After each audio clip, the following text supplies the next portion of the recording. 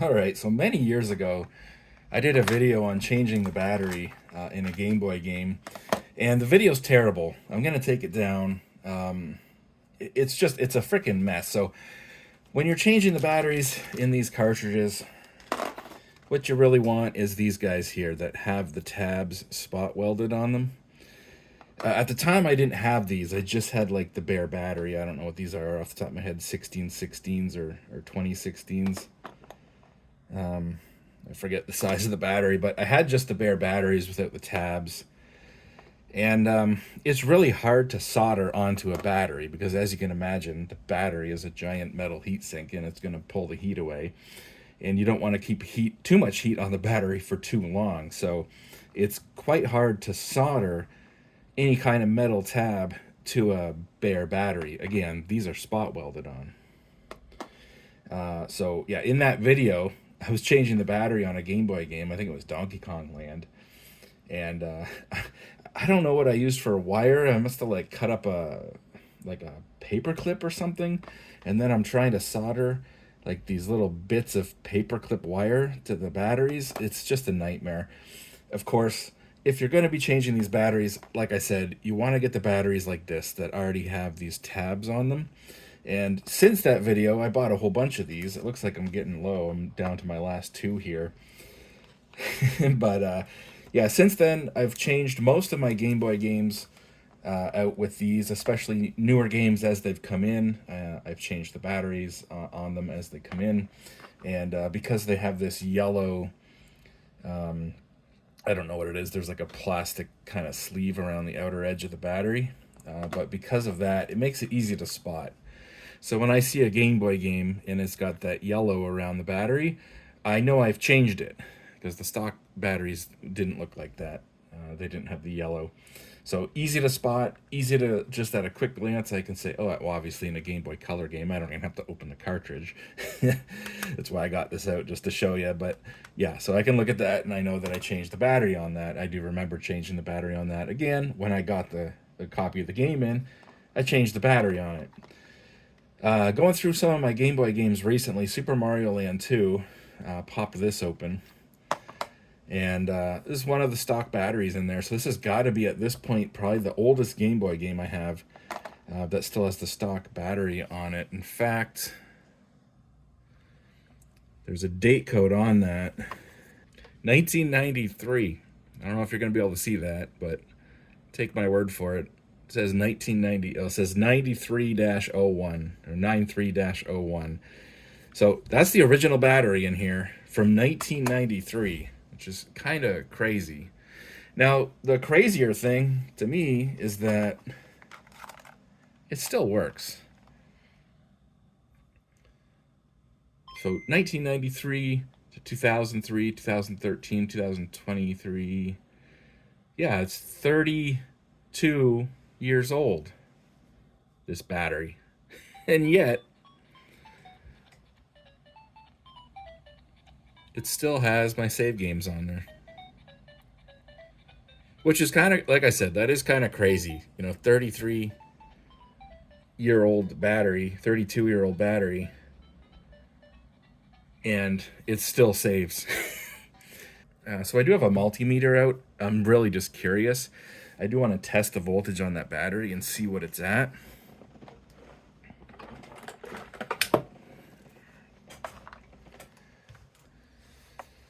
So I'll turn this on to DC voltage, which I believe is this side here, and 20 volts is the lowest we can go.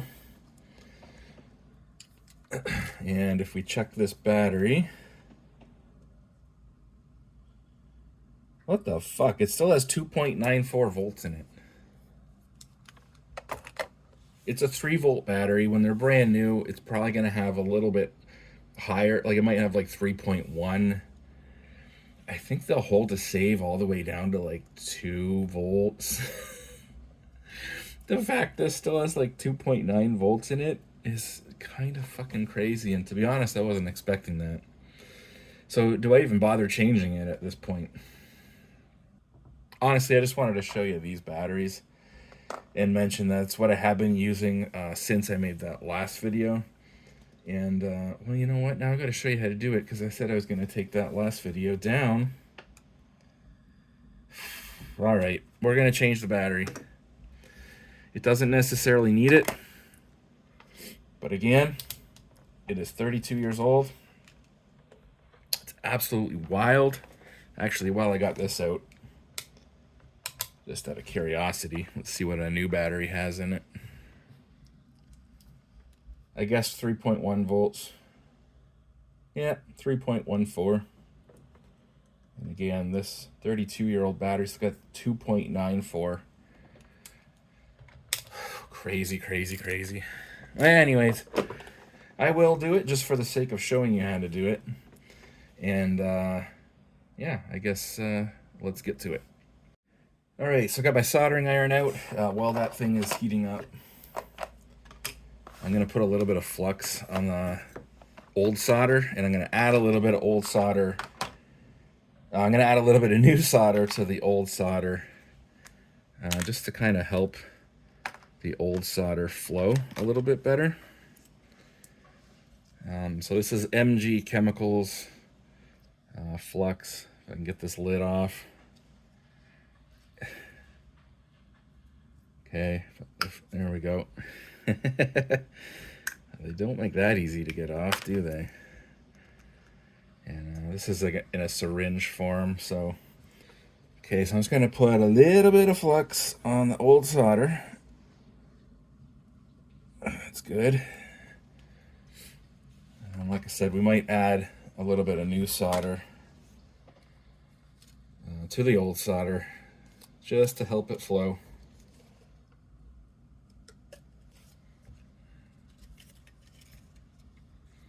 Again, it's going to take a few minutes for that soldering iron to heat up, and you know, that's where my impatience often will kick in, not waiting for it to get up to full temperature.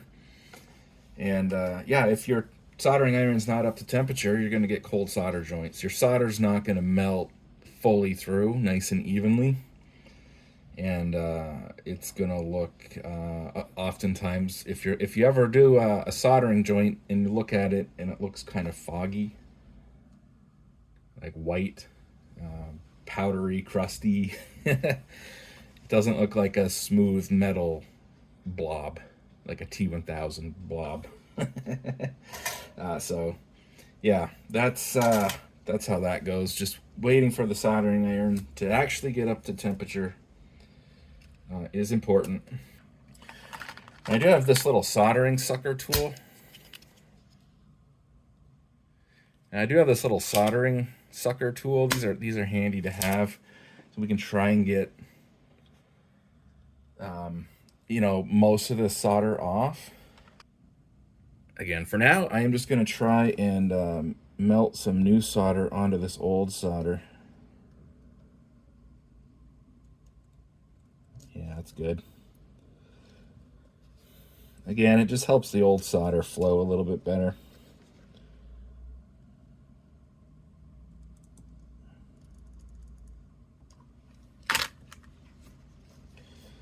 And then try to get as much of this melted, and then hit it with the solder sucker.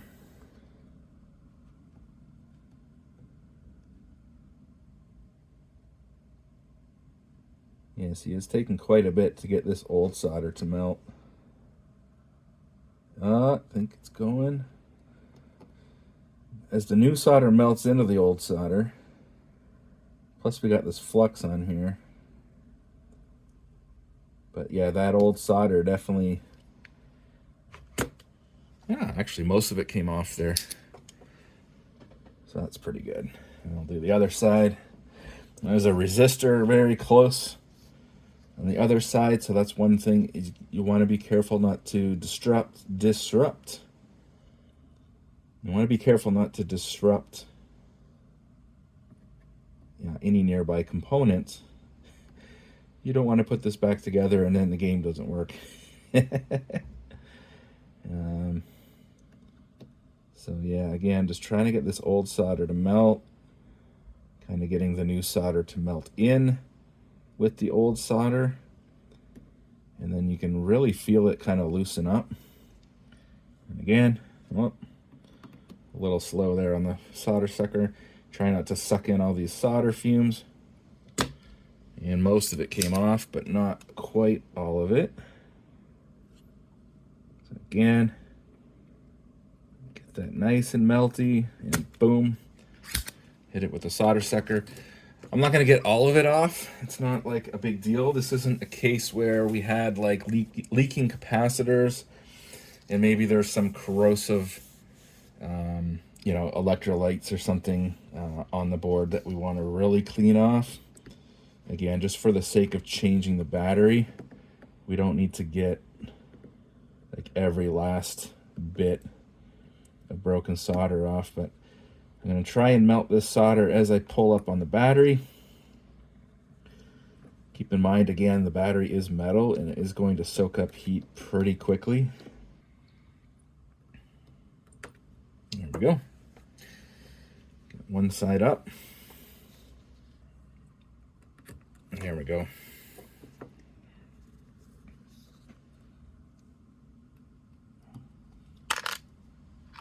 Old battery out. And I'm going to melt this solder just to get it nice and evenly distributed on the pad. I'm going to add some more solder to my soldering tip.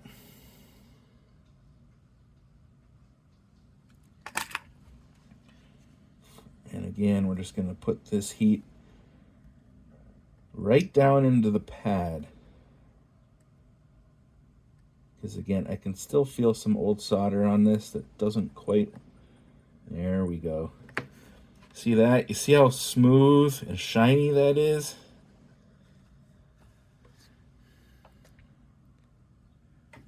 Compared to the other side. Again, we'll get some more solder on the other side. Actually, I'm going to add quite a bit more to the other side because most of it came off on this side. And again, we want to push down onto the pad itself. Just like that. See how shiny that is? Now there's a lot of flux on there, so it looks gross. So I'm going to get some alcohol and a Q-tip, and I'm going to clean off the flux. This is 99.9% IPA. Always good to have lots of this stuff around if you're working on electronics. Again, we're just going to clean up this flux.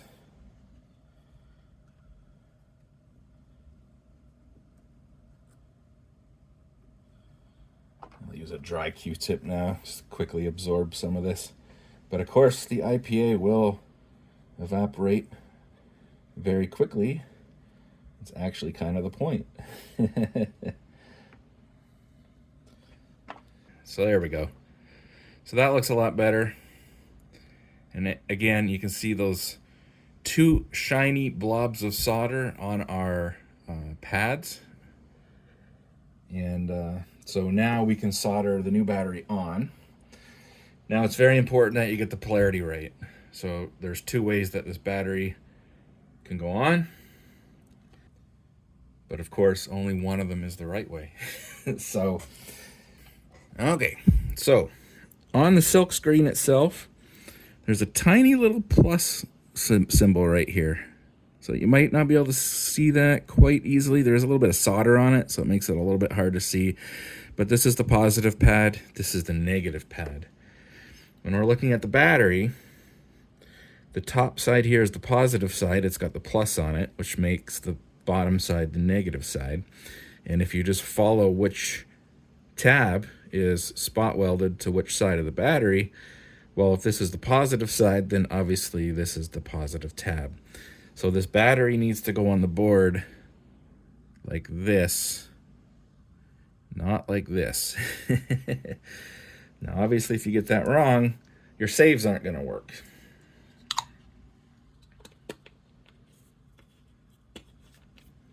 So I'm just going to put heat basically into the tabs, trying to push. Again, we're trying to get the heat into the pads. So we're going to need to use a fair bit of pressure. I'm going to add a little bit more solder to my tip again. And then as I'm holding the battery in place, I'm going to push down again with a bit of force.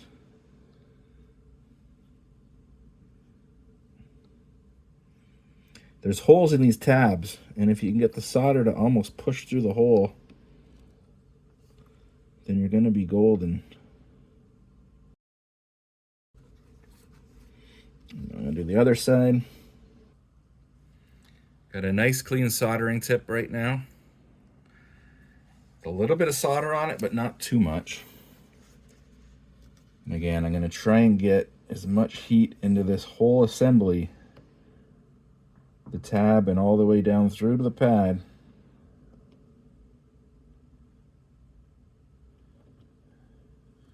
Just like that.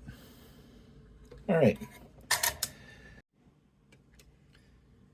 So I put a little more solder on there than I normally would, but I did that to show you. See how shiny it is?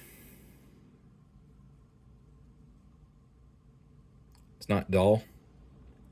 And that's what you want to see. You want to see shiny solder blobs.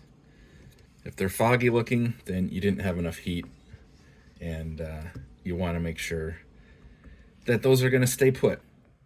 All right. Make sure that's nice and clean. There's no loose debris in there. I grab my Game Boy.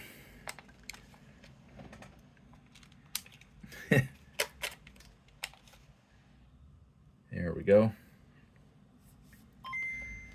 And we're going to make sure that it saves. So, we've lost all of our saves in changing that battery.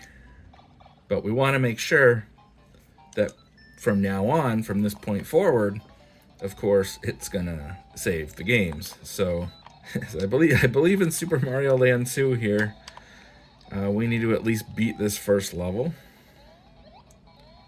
And then that will give us a save.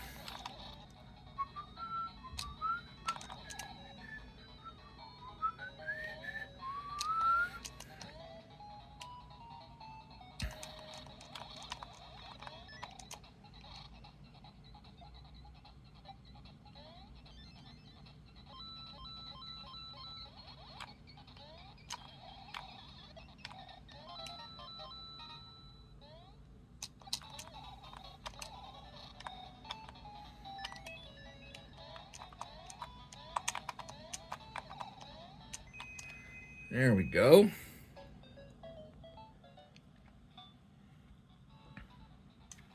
All right, let's go for the... Oh, got it. 3 1-ups, baby. We're off to a good start. It's a good way to start the save game on this, right? So that should, I believe, that should save for us.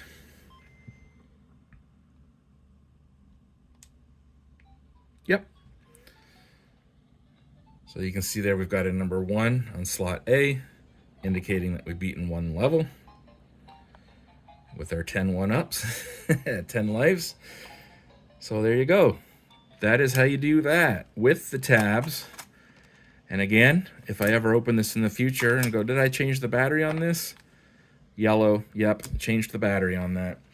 Now, hopefully, this is good for another 32 years. So there you go. There is a brand new battery in our Super Mario Land 2.